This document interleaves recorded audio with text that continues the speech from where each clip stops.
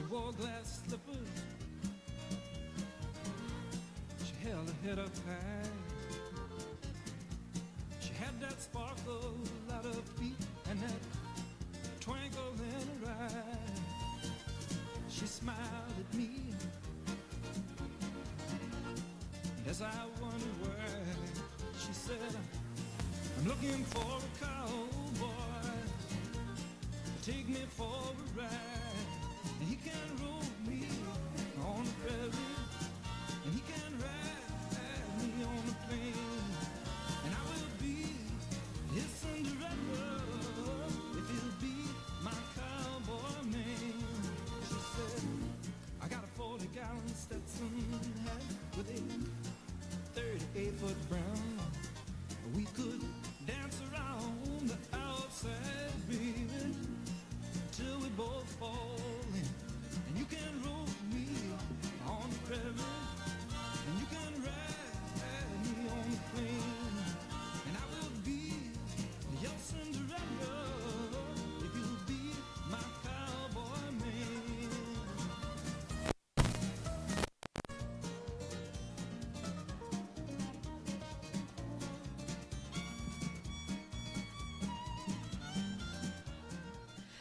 Hi everyone, if you would please find your seat for me. We're going to get started here in a minute with a short video.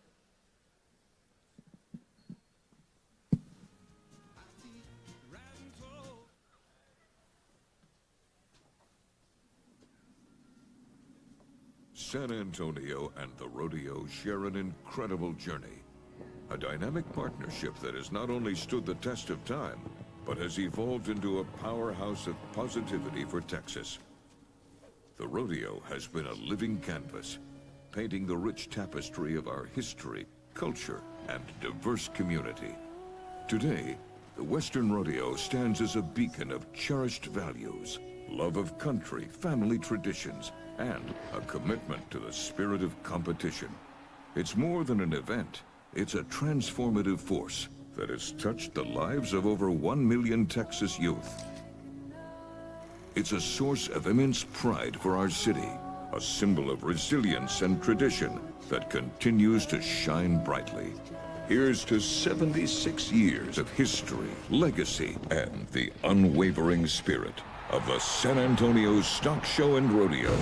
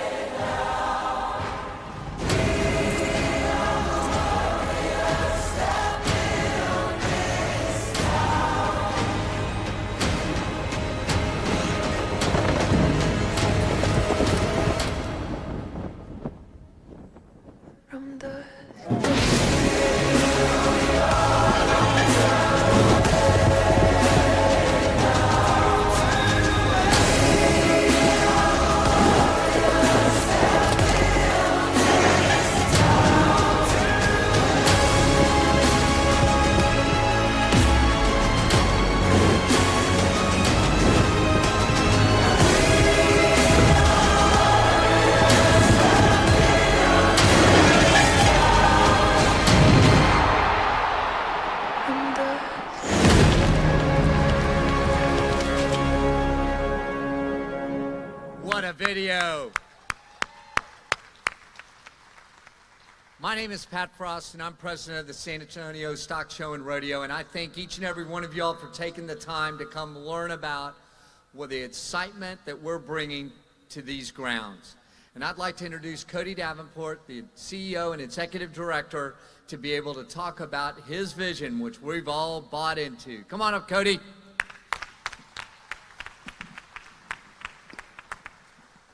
I appreciate everybody showing up here tonight. I think that being educated on this is, our duty and so important. And thank you guys for making the effort to leave your homes tonight and be here with us.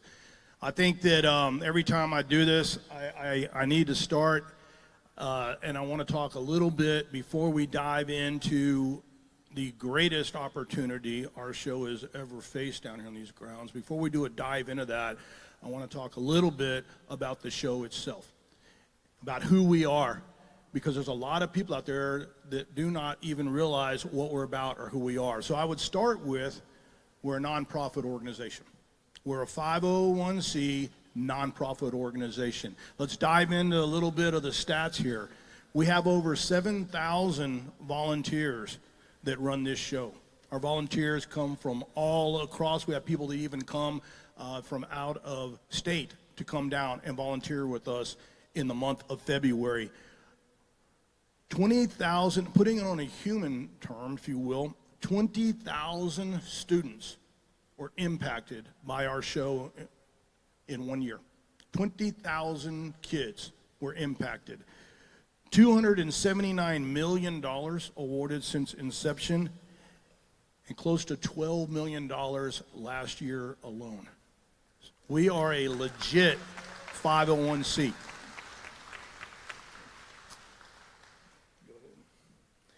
I now want to talk a little bit about these grounds down here. Joe and Harry Freeman donated the land that the Coliseum was built on. They donated the land in 1949, and it's per legislation, it states that this land was donated for use of agriculture and livestock expositions. Very important. That's how this all started down here. We've held true to that since our roots, since our very beginning. To the day that we sit here right now, we've always held true to that. We are residents of the East Side. We are proud residents of the East Side. You look at that picture beforehand, we were surrounded by farmland. We watched this place grow up around us. This is our home, and we never had any intentions to leave our home. We always want to be here on the East Side. We also are vested people inside of the East Side. We're not just here leasing property from the county. Our show has gone out, and we actually own real estate to expand our operations through the years. We own close to 166 acres of property right here in our immediate area. Right here on the north side of our property, the highlighted yellow area on the north side of the golf course, we've accumulated that property through the years, all the way out to Salado Creek, where we put on our barbecue cook-off. In the future, we want to do so much more. But I want to reiterate, we live here. We own property here. We have always been here on the East Side, and we always intend to stay here. So, what happened? I see Derek Howard here. Derek, good to have you here, brother. Derek is my counterpart with CAB down here from Coliseum Advisory Board. About 2 years ago, I walked into the Spurs office, and they said, we're looking for a new home. We might be leaving the grounds. And it was pretty shocking because from the Stock Show and Rodeo side, we built this Coliseum, we built this arena down here, we have these grounds, we have our operations, and it was kind of all built around this three-way partnership of activating all these grounds down here. So literally I sat there that night, I'm like, okay, what in the hell are we gonna do now? But then that didn't last long, because by morning I woke up and I realized this is a gift. This is literally a gift to the San Antonio Stock Show and Rodeo. This is a gift to our neighbors on the East Side. This is a gift to Bexar County. We actually have been building for this opportunity for years. The San Antonio Stock Show and Rodeo since 1949 has done nothing but grow. That slide previously, 1.5 million visitors in the month of February alone. 1.5 million in 1 month. We have grown to where we are busting at the seams. We need to expand. We've had tremendous support. We have a mass industry out there that ever since I came in as CEO of the Stock Show and Rodeo, I'm constantly getting calls from people across the state, across the nation, saying, hey, we want to come down there and we want to put on this event or that event. And I'm telling them all the time, like, well, that would be great, but we don't own the grounds. I don't have control of the grounds. I have February, and that's it. And we're jam full. I can't do anything else. We're blocked out. And that's that three-way partnership, I think, that we all can agree has been great for us. It all grew. It actually confined us in our operational what we were able to do. So I want to talk now about, I've got my immediate East Side neighbors here. Phyllis, love you. We've got neighbors right here in our immediate area. And what we have done as a show, we've had great success since our start of reaching out, as I mentioned earlier, to every county in the state of Texas. We bring kids in, we bring youth in, we bring competitors in from all over. As times have changed and the East Side grew up around us, we kept doing what we were good at, but we never really dove into the immediate area around us. Now, we started this probably 4 years ago. We started this process, okay, how are we going to change as times have changed in the world of agriculture? How are we going to change? How are we going to take kids around us that did not grow on the farms or ranches, and yet they love the opportunities that are provided by our show, and we want to bring them to us, right? How are we going to do that? Number of things we started doing. Number one, youth riding program. Very proud of this. If you guys came in from the north side coming down, right across the street from our office there, you'll see an arena built there. You see paddocks out there. We have horses out there. We went to the neighborhood kids around us, and we said, how would you like to learn to ride a horse after school? And we developed our own horse riding program right here in the middle of our neighborhoods, right across the street from our office. And I am so proud to say that we are now in our second session of riding with kids coming back inside of us. It is so cool to see the progress they're making. It is so cool to see the excitement in their eyes, thinking they would never even be near a horse, and now they're up on a horse riding with us. Okay, that's all great. We're going to teach a kid to ride a horse. What are they going to do with that? Well, the goal inside of there is to get to know them, earn their trust, and find out how we can adapt our programs to further them, further their lives, their careers, their dreams, and their hopes. So we're learning from them in the process as well. The other one is we started going out to our neighbors in the area. We're holding what's called Ag Days. Once a quarter, we open it up. Nothing expected except come out and enjoy yourselves. We come out, we have all of our various committees set things up there. Again, it's a community-wide event, no expectations. We feed them, we let them play with the horses, we have the animals out there, we're doing little educational components inside of it, but we're learning how we can work together to take the youth in this area and start tracking them and giving them opportunities, the same opportunities that we have always given youth from everywhere. How are we going to get them involved in our show? Well, number one, thank you, COVID. Because what happened during COVID is we realized we had zero help out there when it got down to running a lot of our operational stuff. It forced us into some things that were innovative, and we've been able to carry those forward. And inside of that, we've been able to use that to outreach into our immediate area, our surrounding areas like Sam Houston High School right down the road being one. Gate greeters. You guys see them when you come on our grounds now. We've been doing up to, 4 years now we've been doing it. When we first started, I think we were at 30% fulfillment with charities in the immediate area, manning that. I'm proud to say that last year, I mean, it's tough, but we had to actually turn people back. We're at 100% with a waiting list for charities and nonprofits to come in. And when I say that, I'm talking about youth nonprofits, where we now, say we have a kid out there in the immediate area, they can't show an animal, they have no desire to show an animal, whatever.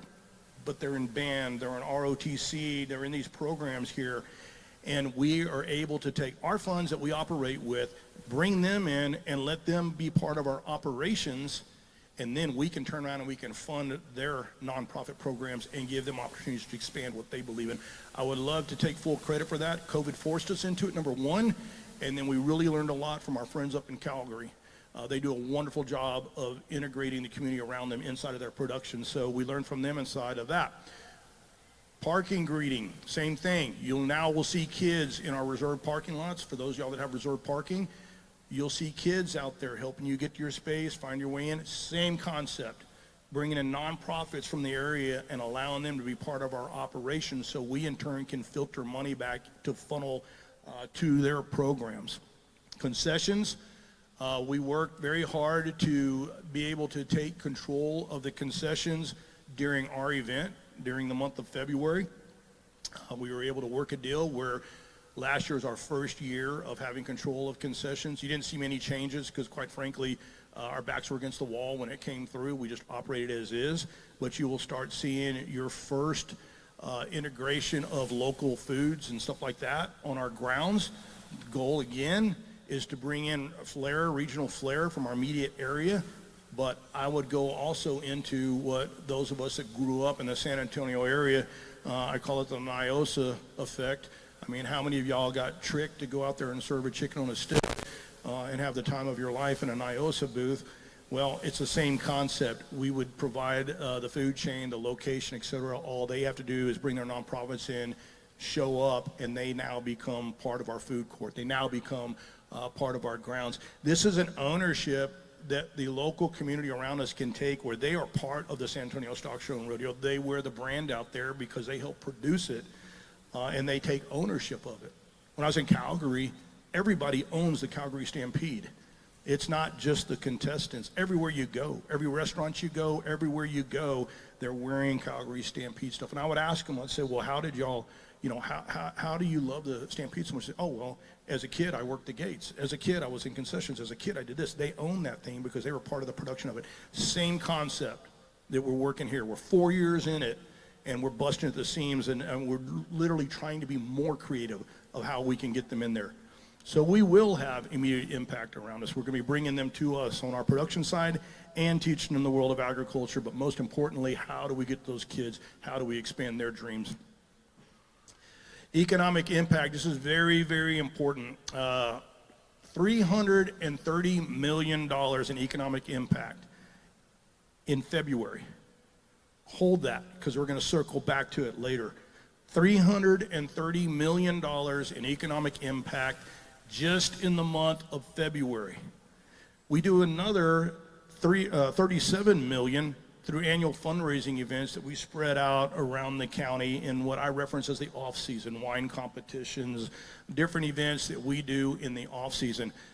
37 million is pretty good for a nonprofit and economic impact out there. We look at it as just kind of an afterthought when you look at 330 millions out there. So I would say in comparison, let me ask y'all this. The NCAA tournament that came in, lots of publicity, great event for San Antonio. Awesome, love it. Big sports fan, think it's awesome. 440 million in economic impact in that thing. Great. How often does the NCAA tournament come to San Antonio? It's a rare event, right? We celebrate it when it comes here. How often does the San Antonio Stock Show and Rodeo come through town? Every single year we are here.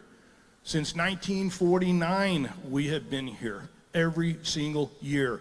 330 million, we are rolling in. And now we have the opportunity to expand that. So, what happened is we basically said, okay, Spurs are looking to exit.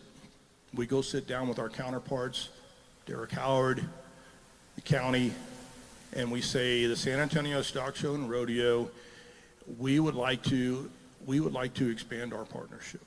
We feel we have been great partners since this inception of the Coliseum down here. We have always been true partners to this area. We want to expand our relationship. And what we mean by that is we want to activate beyond the month of February. We want to take this massive industry that we have spent years out there earning respect in, earning our reputation in, and we want to work year-round to bring it inside of here. We want to give these grounds down here an identity. We want to take what we're good at and expand it. And they said, great. How are you going to do that? Show us how you're going to do that. So we sat down with an architect, number one. Derek and I started working inside of there. How can we partner together? How can we work together to activate rodeo year-round and yet allow CAB to bring in the expos and conventions and stuff? How can we work together to cross-pollinate, if you will, by keeping people down here? But I think what was really important, and what I want to commend our county commissioners and our county judge with. I know we have Rebecca Clay Flores and staff here. Thank you guys. Y'all have always been great through this whole thing. The county commissioners and the county judge, I'm going to be honest with you, they don't really know rodeo that well. They come to it and they enjoy the entertainment, but they don't understand the industry. But what they did understand was that it's big, and they did understand that it's been around a very long time. It's not a fad. So what they did, they traveled with us. They went and they looked at things across the nation.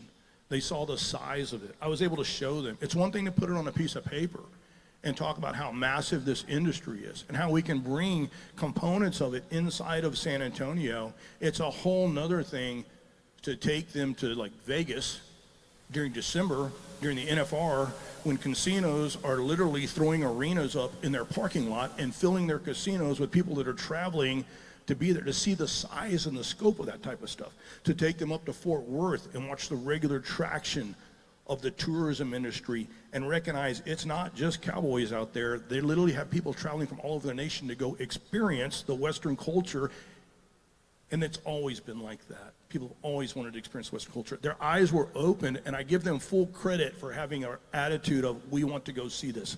So in the process, we were able to come out with the architects, and we were able to do two things. Number one, we were able to devise a way that we could activate February in full, like we always have, but then we would be able to activate year-round with facilities, an important factor inside of here, that will allow us to compete inside of the industry. What do I mean by that? If we're going to go across the nation and we're going to try to bring in events here, we can't do it in the facilities we have right now. There's no way. We have to have competitive facilities to bring in a major cutting. We have to have competitive facilities to put on a massive chariota. We have to have the right facilities to do this type of stuff. So we worked with the architects, and they traveled as well with us. We worked with CAB, and we talked about, okay, when we exit in February, what facilities need to be left behind? You have a competitive advantage to bring on things, and how are we going to work together inside of this? What came out of it was what you're looking at here, this new site plan.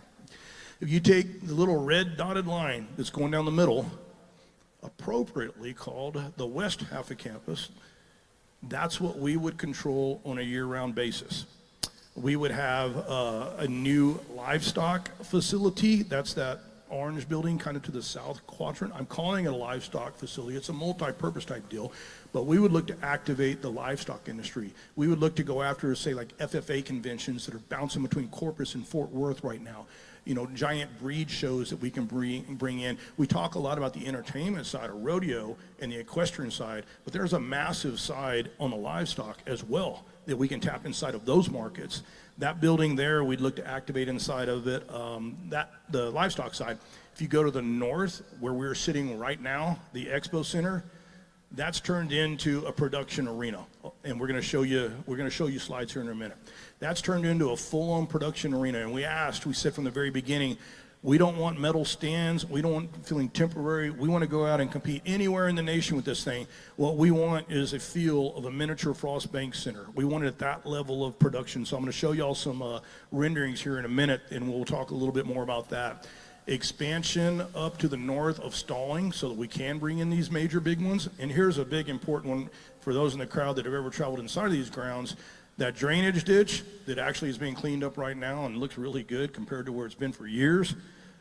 3 two-way traffic bridges across that thing so we can quit having the grounds divided in half and inefficient, and we can quit spilling traffic out on the perimeter, which is jamming up our neighbors and jamming up our entrance to get into events and stuff like that, and start having internal traffic for efficiency. Here are some renderings. You know, I reference the concrete jungle down here all the time. Trying to get out of that concrete jungle, giving some turf type look to it, making it far more welcoming on these grounds down here. This is the old livestock barns that are down there right now, the old metal barns that have been there, you know, forever. Take those things down and come in with what we call a flex building. And what we mean by that is very similar, if anybody's been in Houston, if you've ever been to the stock show inside of Houston, it's a great example. So they run a stock show inside of there, but then within just a couple of days, they're able to clean that stock show out. And the finishes on the inside are nice enough that they can turn right around and they can put a convention inside of that thing, which gives our counterparts at CAB the ability after February that instead of those old barns over there that just sit there, we can actually clean it out, and they now have areas to activate in as well. So here's kind of a rendering of just showing, you know, from the livestock side, showing side, how it would convert into, expo conventions and things like that. This is the livestock barn that is on the west side over there. Expansion of the building that we're in right now. This is important. When you walk outside these buildings tonight, if you look around, it's a pretty cold feel.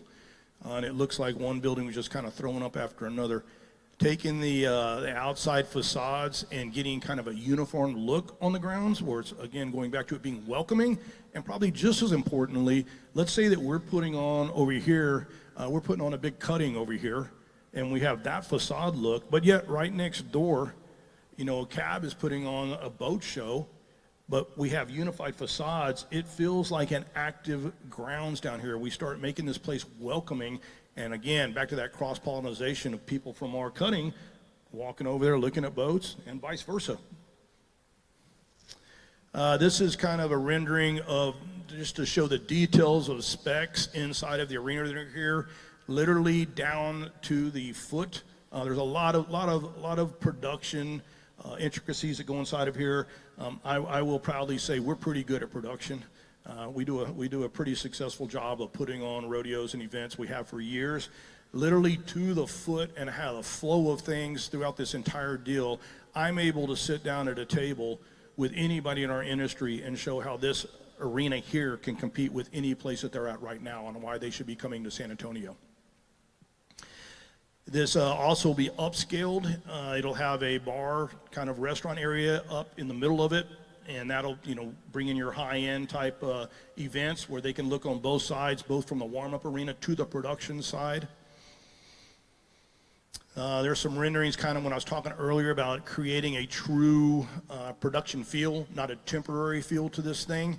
And you'll see kind of blacked out ceilings, which give you that low depth for production, lots of LED boards, permanent seating, oversized permanent seating where you're not just sitting on bleachers, lots of lighting throughout, again, taking the same type of feel of what we're able to do in production over in the Frost Bank Center and bringing it over on a smaller scale where we can do it on a regular basis, even has a center hung in the middle of it. And what I mean by that, that's the video boards in the middle that we can play off of. Traffic flow. With those bridges that I referenced earlier, those 3 bridges that kind of divide the property over the drainage ditch, we're able to do circular flow inside of the grounds. Probably just as important, if you look up to the northeast side, we would create a new gate. Right now, we have the west gate over here, and that is our gate where you have multiple lanes in it that pull traffic off of the highways around it, trying to create a better flow by being able to pull traffic off. If we are able to replicate a similar type gate up on the northeast side, all of our tracking shows that most of our competitors, people that are coming in for these events and stuff like that, they're coming in off of 35. They're coming in off the north. So if we're able to pull them off the north and move them into that northeast gate and get them on the grounds, we can help alleviate a lot of the traffic problems that we deal with right now with only one gate, big gate, to pull people off on the bottom and clogging up all the way around the grounds. It also allows us to simultaneously run multiple events. We could bring in a roping from the north side, track them in, get them into the arena using all the north parking, run that event while simultaneously there could be a concert going down in either the Freeman or even the Frost, and using the lots down there on the blue and circling them the other way. We brought in a traffic engineer. We've had him down here for multiple years within San Antonio already. He's made major improvements with what we have to work with right now, which these are tough grounds to move traffic on. It's very tough, just the way it is. Done great work inside of that, and he helped us design this plan. There's a rendering of kind of what the gate would look like up there on the north side. Just again, the most important part is multiple lanes to get traffic off of the arteries that are all the way around us. What type of events are we talking about? I would go back to, I've been hit a couple times with, well, how are y'all going to run a rodeo every single weekend? That's going to get old, and I agree. That definitely would get old even for me. But we're talking about a massive industry here. We're talking about the Western industry as a whole. We're not talking about just rodeo, rinse, and repeat. It is massive, and it's all over our country. And they're traveling to go to events. Here's just a few examples. PBR, we mentioned the Charreada and Escaramuza. We are the gateway. We are South Texas, man. We are the gateway to Mexico. There is absolutely no reason that we should not have the hottest action right here by capturing Mexico and South Texas coming up here. Why is Fort Worth capturing everything way up north? We're way cooler down south. We could be capturing everything down here in that area. Jackpot barrel racings. The sky's the limit of what all we can do. Multiple things.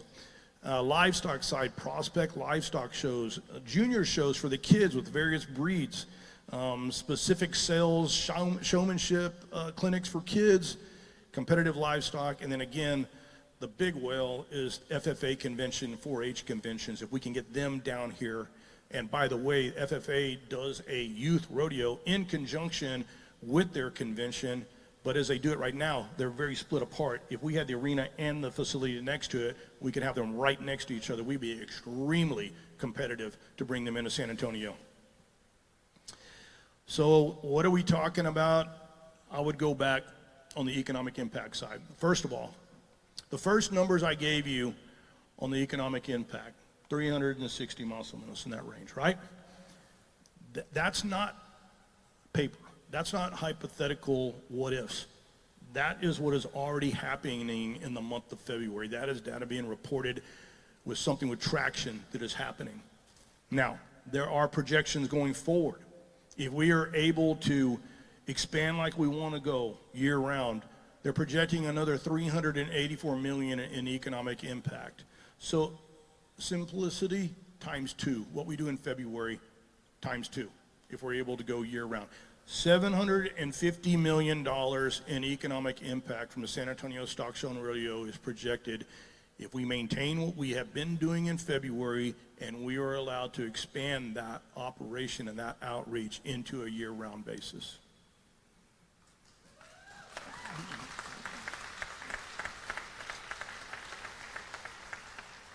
I love that Pat gave me credit, like I dreamed this up when he introduced me, and I want to go on record, it was all my idea for now. It was not my idea, guys. The beauty of this is this is not something that we just sat around and said, hey, wouldn't this be a great idea? Let's roll the dice and see, play with millions of dollars and see if this will work. This is already happening out there. Our competitors across the state, across the nation are already doing it. Number one, our neighbors up north in Fort Worth, get on great with them. They are one of our closest rodeos that we work with, right? And I'm infuriated that they're having such success up there because they are able to do the year-round operations, and yet we're pinned in. Here's a little fact for you. The Fort Worth stockyards down there, one of the top 3 feeder markets for the stockyards is San Antonio, Texas. For a guy that runs a rodeo here, that's embarrassing that my people in San Antonio are having to travel to Fort Worth to go get the Western experience. Fort Worth has done a wonderful job. They have unified on how they approach things, both politically, economically, and within the industry. They have unified inside of that. They have captured it, and they are doing absolutely wonderful work up there. If you have not been up to the Fort Worth stockyards lately, I encourage you to go up there and see what is happening inside of that. And it's not all cowboys. When you go there, there are tourists from all over the place. In fact, I would say there's maybe 10% true Western people when I'm sitting on the stockyards down there. They're coming, they're traveling everywhere just to experience it. I love this one in Las Vegas. We all know Vegas owns the industry in the month of February in the NFR. But when we talk about year-round activation, this is a cool story to me. Michael Gahn there, he comes from a Las Vegas family, been there a long time.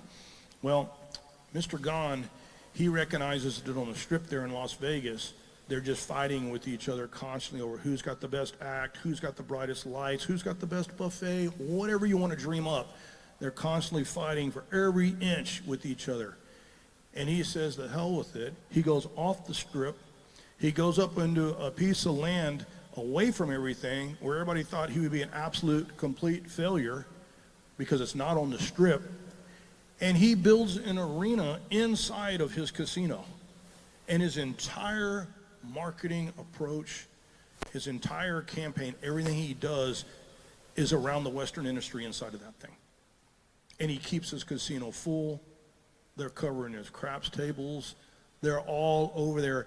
And he's watching his competitors down there just eat each other alive, sinking money and spending money to be the latest and greatest inside of there. And he is owning the Western industry on a year-round basis. It is an awesome study in how this can work.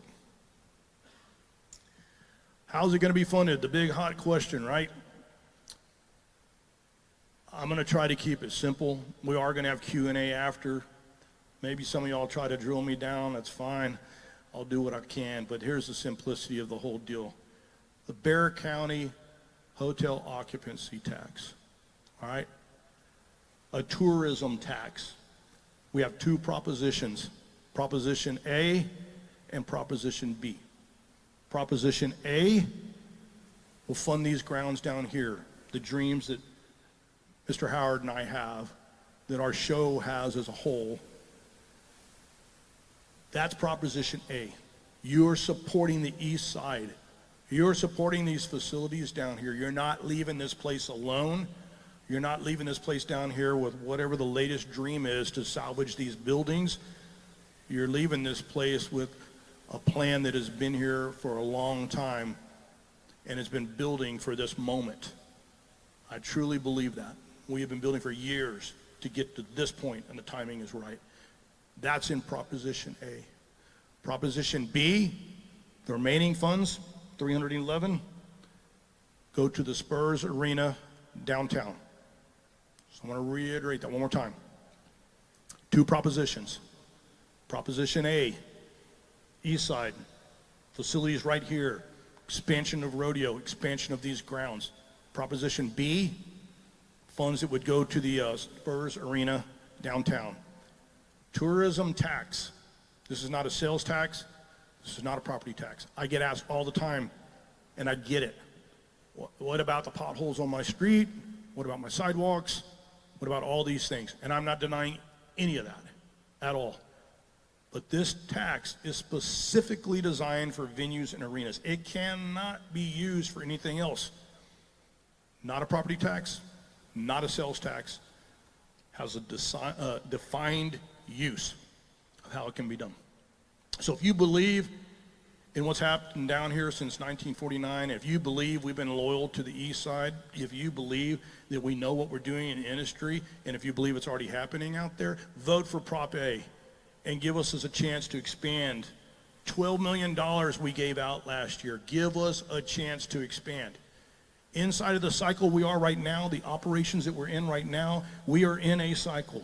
I battle every day to squeeze every dollar I can out of our operations so that we can give more money to kids, but it is a trapped cycle. This dream allows us to break that cycle and allows us to create for the entire next generation things we have not even thought of yet, things we have not even seen yet. But this show has always grown, always done what's right, and it allows us the opportunity to expand and continue that. Remember our why? I would go back to, it's real simple. We're a nonprofit. We talk about community. You know, what are we going to, what's in it for the community? The San Antonio Stock Show is the community. We're made up of volunteers from across the entire community. Everything we do is for the community. All the money we raise, we cycle back into the community. We exist for the community as a nonprofit. And I would love for anybody that wants to see things beyond just giving, because we talk a lot about dollars because it's tangible and it's easy to get your hands around, and we gave 12 million here, we did that. I would love to show you how we are helping the community even outside of the dollars. I would love to see show you the kids riding horses across the street with us. I'd love you to see the kids' eyes when they get that blue ribbon for a project that they believe in, that they've been working on all single year, to come to the Super Bowl in February and walk out with that ribbon from the San Antonio Stock Show and Rodeo, the confidence it instills in them for what they believe in and what they have worked so hard. I would love to have that opportunity to show you if you want to talk about the community. That is our why. We're just asking for a chance to expand.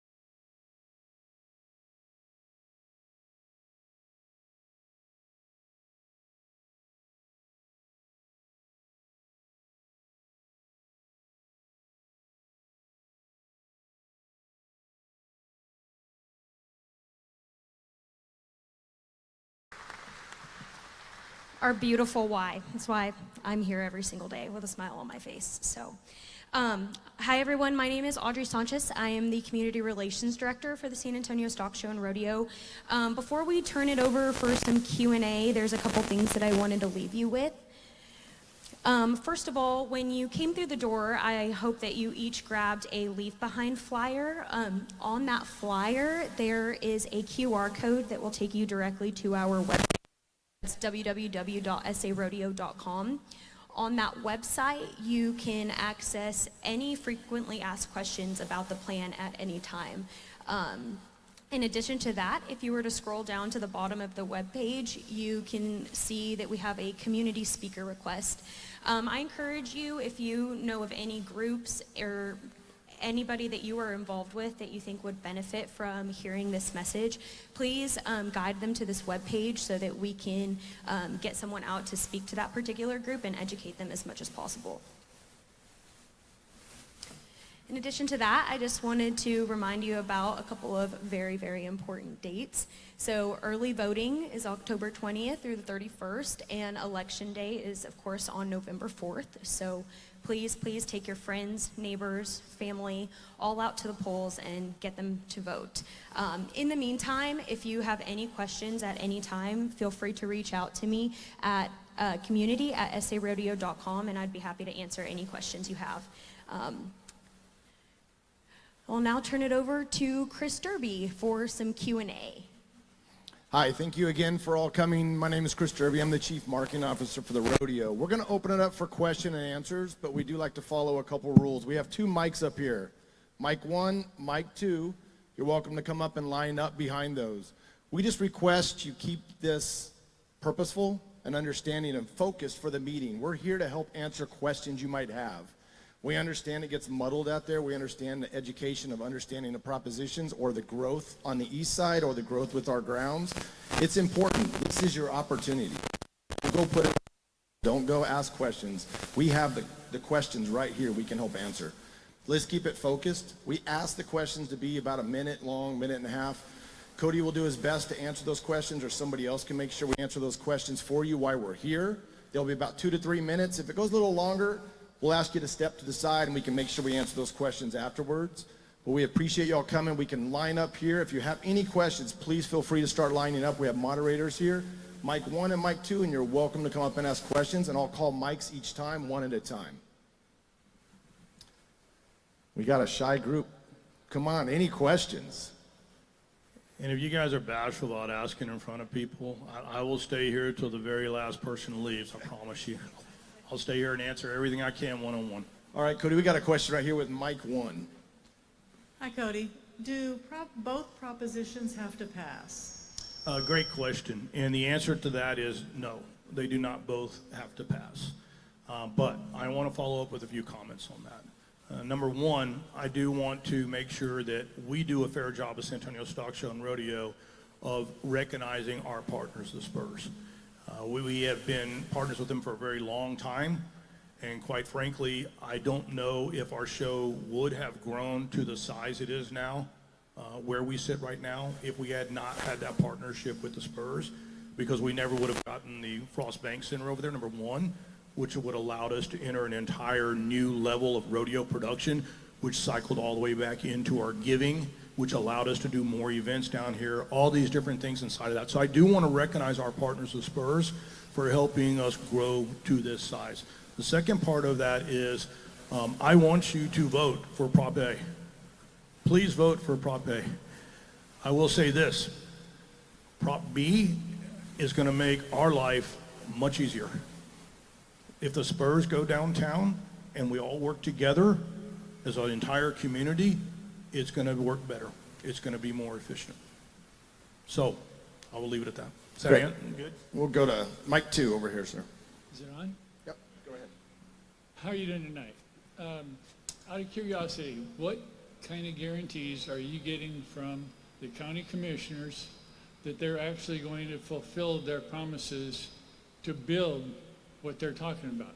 When they got ready to build the Frost Center, we got promises we were going to have at a facility like the Heart of Texas, and you see what we've got in the Expo Hall. To answer that question, one, it has to go up in Austin as per legislation. The plans and everything are approved up at that level, the funding for it. The way this works for the hot tax, that stuff has to be approved actually at a level that's, coming out of Austin. They don't have the luxury to change things or, based upon what was built outside of there. Now, we might have the luxury inside of that to agree to some minor modifications inside of there. Your reference to what happened before really doesn't have any play inside of this, because those guarantees were made for one specific thing. What you're talking about are the other things around here were not legally through legislation up there approved. All right. Thank you. Hopefully that answers your question. Mike 1. My name is Rose Hill, and thank you for a great presentation. I really enjoyed it. I am the co-founder of the D2 Presence Roundtable, which is consists of all the neighborhoods leaders in District 2 that surround the area. I guess one question I just wanted to ask, as y'all were putting this program together, were there any neighborhoods or people from the neighborhood, for the community that were part of this project as y'all began to develop it? As far as the development side? Putting the project together for the rodeo, I mean, were any people from the community involved in that process? I'll make sure I'm understanding the question. You're talking about the actual development of the facilities themselves? Is that? When y'all first came to this plan, Okay. for Proposition A, I just want to know, was the community or the surrounding neighborhoods included in that process? That was not really in our scope of work as far as a rodeo. That would be a county level type position. Okay. Our job, I run the Stock Show and Rodeo. I run this nonprofit. Our job is to go in there and present to the county what we're capable of doing and what we believe we can do based upon our experience. It really would be above my levels as far as who all they included inside of those discussions, because it wasn't, I wasn't running the plan inside of there. I'm just presenting what the Stock Show and Rodeo can do to the county, and then they're collaborating with CAB, us, and all those different entities to see what would work. Now, I will say that we have independently gone out to homeowners associations around us and the community around us, trying to share with them what our vision is and how we see we can integrate better and work in this immediate area together. Not so much on the development side of the facilities, because that's what we have to have and we have to do to have success inside of our industry, but where we're able to collaborate with them is how can we include y'all into what we're doing and what, getting the kids over here. Thank you so much for that question. So in reality, what she said, we would love to have you come to one of our meetings where all the presidents get together. We meet the second Saturday of the month, and we would love for you to come out and continue to educate us and give us more information. I really appreciate that invite. Thank you. I'd be happy to be Thank there. you. Yes, ma'am. Awesome. We'll go to Mike 2 over here, sir. Go right ahead. Hello, I just had a question about the Proposition A. I guess there's like two risks that I kind of see. The first is it's not passed, which would be unfortunate. The second would be you don't have access to the full 197 after it gets passed. Have you kind of like addressed any alternative options for financing or ideas for scaling back the plans if that comes to fruition? Short answer, I would say I'm with you 100% on if it doesn't pass, that would be horrible. So I concur with you on that. And the second is a short answer, no, sir. No, we're not out looking for private equity. We're not doing that type of work. We did what I presented, was that we went to the county. We knew that they were control these down here. They'd be controlling the dollars that were allocated. We showed them what we could do and what we believed in, and then we left it to them to see what kind of financing we have there. But to answer your question, no, sir, we haven't gone out and looked for any type of alternate finance or anything like that. And just to confirm there, so if it's not passed, we're pretty much dead in the water? If it's not passed, no, you want me to shoot straight with you? Well, I guess I'm going to shoot straight on this. Yeah, I'm just curious. Like, have you thought about using TERS funds to build this stuff? Like, is there other options, or is it probably? We haven't gone that far because the complexity of it, the A's and B's, and the complexity of it, that one could pass and one couldn't, and stuff like that. It gets so tricky that we would have to regroup. If it did not pass, we as a show would regroup and say, what does our future look like? And the Spurs are going to be doing the exact same thing. Both of us are going to huddle up. We all know the Spurs are going to be gone, right? So this is kind of a yes or no vote. Do you want the Spurs or not? They'll be gone. We'll have to watch that. We'll have to reset everything. So we haven't gone out and done alternate plans, alternate finance or anything like that. We're putting everything in with the belief that we'll get Prop A through. But if we don't, we'll huddle up and we'll go from there. Cool. Thank you. Yes, sir. Thank you. Okay, Cody, question, mic 1.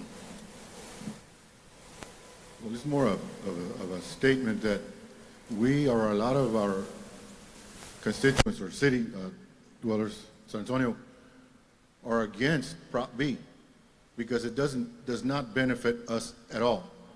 None of the money will go into the general budget, and we could use some of those funds to actually reduce the deficit within our general budget instead of spending it the way it's going to be spent for another arena for the Spurs again. So if you're linked to Prop B, then Prop A is in trouble because a lot of us are getting together and educating ourselves as to who actually is going to benefit from Prop B, and it is not the citizens of San Antonio, it is the developers. So I would just say again, Prop A and B are separate, and Prop A can win without B. It just would make things easier for us, but we're going to proceed and go get Prop A one. Well, by what I'm listening to, if it's tied to it, and it makes everything easier because the Spurs will be downtown. Again, they're using TERS money, that's public funds for that could be better used, and there's ways to liquidate the debt of the arena here, also by using funds that have already been allocated to our city. But we will keep educating ourselves. We do like you all being here where you're at now. I don't think you have to have a larger footprint. Thank you. Thank you. We'll go to mic 1. Yes, Mr. Davenport. Can you explain a little bit more about the hotel tax and how it's going to be used and what the current tax rate is right now, what it will go to if Prop A and B both pass, and how that's going to be, how we come of it and how it's going to be used? Yeah, right now, what it's currently 1.75. So on that proposition inside of there, they're looking to move it up to 2%. And then it's got 198, to go down here, and then 311 to go down. And they need it to go to 2% to be able to have those funds to be able to do those two allocations. Okay, and just to re-clarify that tax is paid for by people coming in to rent hotel rooms, rental cars, and stuff like that? Yes, sir, 100%. Hotel rooms, and you nailed it, hotel rooms and rental cars. Okay, and my last question on that is that money, if I understood right earlier, that the money that is generated by using that tax on hotel rooms and car rentals and everything, that money can only be used for Prop A, Prop B. It cannot be used to fix streets, to fix potholes, to build sidewalks or that. Am I wrong on that, or am I right? No, sir, you're 100% correct. It can only be used for those venues stuff. Like, it cannot be used for general funds that was referenced to earlier. It cannot be used for sidewalks. Like, it can only be used for those specific purposes. All right, thank you, sir. Yes, sir, thank you. All right, another question, mic 2. Great presentation, Cody. Thank You and you. your team have done a great job. Thank you. As a committee member and a longtime attendee of all the facilities going on here since last 50 years, I am excited about the prospect of the improvements. Again, going back as a committee member, I'm a little concerned about the logistics of the plans, and I was hoping you could elaborate a little bit on that as to how we're going to run our kids through and out as the events change, and we're utilizing obviously a majority of things take place in the Morris building right now, and what is going to happen to us when we are in the building phase, since we're going to lose those buildings, and then in order to get a replacement. Yeah, great questions, both of them. Number one, a lot of it, the month of February is probably what you and I are used to dealing with down here. It doesn't change in the sense that we have complete control over the grounds. We're controlling every single building inside of here. So actually, we're gaining square footage inside this process. We're gaining from what we have right now for February. Now, the off season, then we would have a brand new, you wouldn't be dealing with the Morris building over there anymore, because we'd have a brand new building sitting right out over here. It's a 2-story building actually with more square footage, and that's where we'd be activating youth programs on a year-round basis and stuff like that. And we've had, all the committees have been involved in this process. We've had livestock, horse show, we've had everybody involved in this. I wish I could say I was smart enough to sit there and do it all, but we definitely brought in, leadership from the various committees to see how we can make this flow on a year-round. The buildings that are going to be displaced over on the west side, then in new building, Flex 4. Yes, sir. Yeah. What are those existing structures and organizations going to move to? The Frontier Club, et cetera. The Frontier Club would stay the same. Oh, okay. You're referencing not the food side, but the Frontier Club at night, right? So it would stay over there in 4 during February. Within that new facility? Yes, sir. Mm-hmm. As well as a couple other buildings that are in? Yes, sir. Mm-hmm. Yep. Okay. Yep. Thank you. Yes, sir. Thank you. Cody, I think we have a question again on mic 1. Do you have any idea, and I'm not even sure quite how to ask the question, but what other cities, what kind of taxes they have that are comparable? We're talking about, we have 1.75 right now. Right. We want to go to 2. I'm sure that Fort Worth has got other taxes to help pay for those arenas and things. Do you know what in other cities, what they've got, what their tax rates are? Yeah, we're underneath them. I can't give you the exact numbers. Okay. I'm not going to quote up there the exact numbers, but I will tell you one thing: we're underneath them. Okay. Number 2. And we're the number 1 tourist destination in the nation. Yeah, and all those, and we're in competition with those cities. Yeah. I mean, let's face it, we're in competition with those cities. They're out there utilizing this to build facilities to bring people in and stuff like that. So yeah, it's out there. It's already being used everywhere. San Antonio is lagging behind in that tourism tax side of things. Okay, cool. Mm-hmm. Thanks. Thank you. I think we have another question coming up. Mic 2, Cody. Hi. Hi. I do have a question about completing the project. So the hot tax would provide $197 million. And I don't think all of these improvements can come in on that budget. So the balance would be from whom or how? Well, they do come in on that budget. It does come in on that budget. Yeah, we didn't. It's not like we just threw a number out there and did the buildings. We did all the background to make sure that those numbers would flow inside there for those buildings. Yeah, I mean, I was part of the budgeting process inside there, and I would make sure that we had the money to get, especially our side done on everything. But yes, ma'am, it does.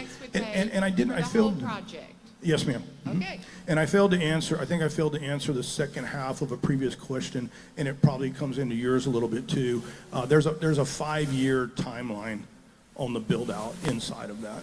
So we have a schedule that we built out, with the county, even with the Spurs, because they're, still down here, but a 5-year timeline of how that, and then how the money flows inside of that, even down to what interest is earned and how it comes in. And Cody, if I can elaborate a little bit on that, just so you're aware too, we learned also that the county, Judge Sakai stated 25% of the rest of that tax will only be used for the downtown arena. So if there's extra dollars, it'll max out at 25%. So whatever's extra, it could be used for the facilities or Bexar County for the grounds. So they will max out the only arena will get 25% of that total hot tax dollars. Mic 2, please.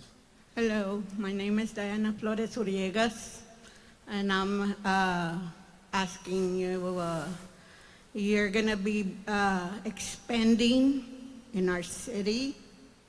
I know a lot of people out that are in other states are saying that San Antonio is an easy target for everybody to build. And if you want it, you go over there and they'll be happy to give it to you. You know, whatever you want to come and grab from our city here. We are tired of getting taxed on all this improvement, and the builders don't get built. I mean, they don't get taxed or anything. They get everything by abatements, you know, and they don't have to pay anything until 20 or 25 years. But it's all. You have a question, ma'am? It's all. It's okay. Okay. It's all put on the people of San Antonio. We are taxpayers. You say you don't raise our taxes for building our city up. We're not against it, but can you just imply all that stuff on yourselves? Because y'all are rich. You're millionaires, billionaires, and whatever. And I'm a poor person here in San Antonio trying to make a living, you know. And our children, too, they go to school. Yeah, they come to the rodeo, but they need money for this and that. Then we poor people don't have any money to, you know, be giving our kids, and they feel upset. They're not happy. Our people here, our children are not happy. Only those that You see me, your kids, I'll make them happy. But the thing is, I'll put them on a horse, I'll put a smile on their face. you know, our little children too want to be able to go to a rodeo and enjoy it, you know, but they can't. Are you going to be paying wages that will be above $20 an hour? Because I hear that $20 an hour or more is what people need to pay their bills. That's why we have so much homeless and whatever, because they can't pay. Y'all are raising everything up except not paying enough. Will y'all be paying enough? I've had my children go, thank you, and help you out at the rodeo. But it's not enough. There's still struggle. I'm going to continue educating kids down here on these grounds through scholarship grants, endowments, and educational programs so they can go out and they can make a good living. And they can believe in themselves and believe in what they're doing. I'm going to continue doing what we've done down here since 1949. And that's develop youth. That's what I'm going to do. And we don't want to lose our property either on all these developments. You know, I spoke to Peter Holtz, and I told him, why do you want another arena? We gave you 2 already. Can't you fix one of those? So we're still paying, us taxpayers are still paying on all that stuff. All right, ma'am, we'd like to Please. move on. It's 2 minutes. We appreciate it, and we're happy to talk to you right afterwards, okay? We're happy to discuss this with you. Yes, but I'll give you about another 15 we love seconds. the rodeo, but I haven't even been able to attend one, okay? The rodeo loves you too, and we'll make sure you can attend one this year. How's that? Yes, ma'am. Thank you, ma'am. Thank you. All right, we got a question back on mic 2, Cody. This is just a hypothetical, but if CAB were to propose or support mixed-use development in lots 1, 2, and 3, would the rodeo be opposed to that, or do you guys need those lots? We would be opposed. We need those lots. Part of the programming inside of the Western culture is being able to move trailers and parking, things like that. That's what makes it extremely unique in the sense that these grounds down here will work. But I will tell you, and I'll state this publicly to back Judge Sakai, you are familiar with these grounds, I can tell. You look around us and we're pinned, right? We've got the railroad tracks to our west, we're industrial north and south. The golf course, I'm not talking about the whole golf course because I love watching those golfers over there. It's awesome. What I am talking about is the frontage portion there, that beautiful frontage. If we were through the city or the county or whoever, we're able to go in there and do a private-public type partnership deal inside of that, imagine how awesome that would be for the east side. If we were able to take that strip over there and they're all facing all of this activation on this side, and then you're looking the other way to the east and you're overlooking this beautiful green belt and golf course you have over there. That's where the opportunity lies inside the development down here. Not inside of the parking lots to constrict what is going to make this place work, the industry that we're talking about, but what is sitting right over there without eliminating golf, without eliminating the course. You want that to stay there because it's a beautification of this area. Thank you. Thank you. All right, it looks like we have no more questions. Cody, if you'd like to close everything out tonight, I think we're good. Yeah, I just say, for those of y'all that don't like to get up on a mic, I will stay here until the last one of you leaves. I want to answer absolutely, everything I can. And I'm just going to reiterate one last time. This is a gift. This is a gift to the San Antonio Stock Show and Rodeo, which means it's a gift to our community. All we do is raise the youth of Texas. Give us more room to do it. Give us a chance to do it. You're not paying the taxes. It's coming from tourists. It's coming from cars being rented. It's coming from hotels. Yeah, you go rent a hotel one night downtown, you might help a little bit. But how often are you doing that? It's done in every city out there. If San Antonio is going to remain competitive, we need to keep up with everybody else out there and not hold ourselves back. I appreciate you guys being here tonight. Again, I'll be here till the bitter end, everything I can. Yes, sir.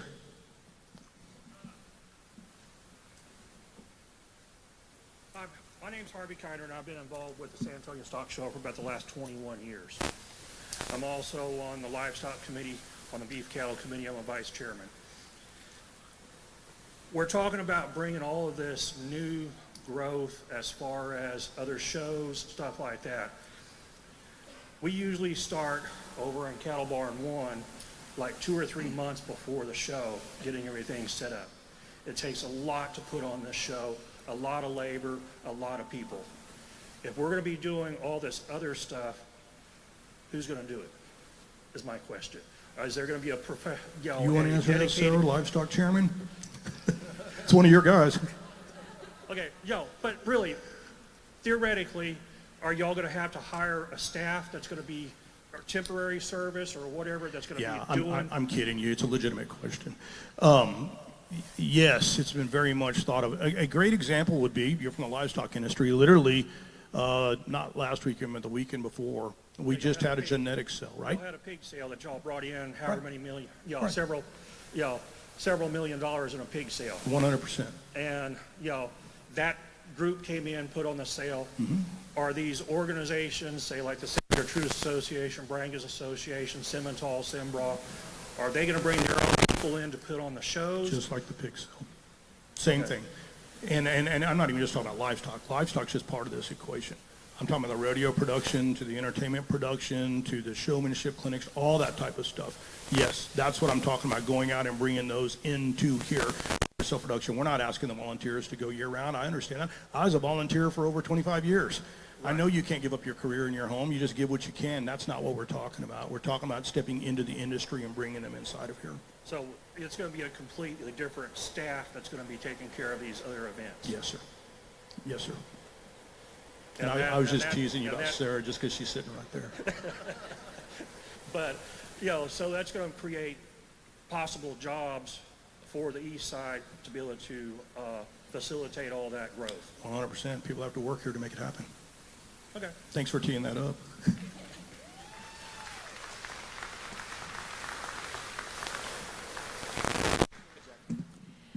Just for clarification, I wanted to talk to the taxpayers that are concerned. I helped lead the first first campaign for the Saddles and Spurs when we got the new arena, became the Frost Bank Center. It does not involve your paying taxes or support at all. This is a visitor tax, so those who come here actually pay. If you rent a car or hotel or motel room, they pay the tax. And the state takes that tax and gets toward these projects So it doesn't affect you and the cost of your living. It's really two different things. It's differentiating. It's not the same as the Spurs. And from that campaign, what I learned in the community, it was contentious because the Spurs had had the arena before and there was some conflict. However, with the rodeo being a partner, which we've enjoyed with the Spurs, it gave us the opportunity to go from a 1,500 seats in the Freeman to move to a new facility with greater value in seats.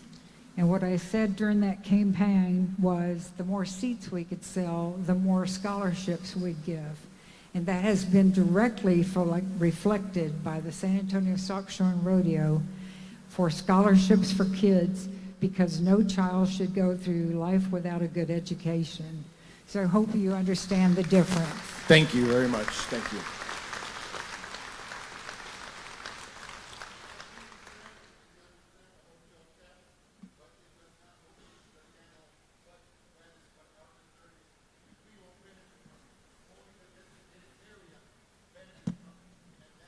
Hold on, Jackie. We're good, Jackie. We'll take that right off right afterwards. Again, thank you guys for coming, spending time with us. Again, go out and vote. You've got the dates. If you need anything, you can contact Audrey. We're happy to speak to any organization out there about our Prop A and Prop B. Have a great night, and thank you, and let's rodeo San Antonio.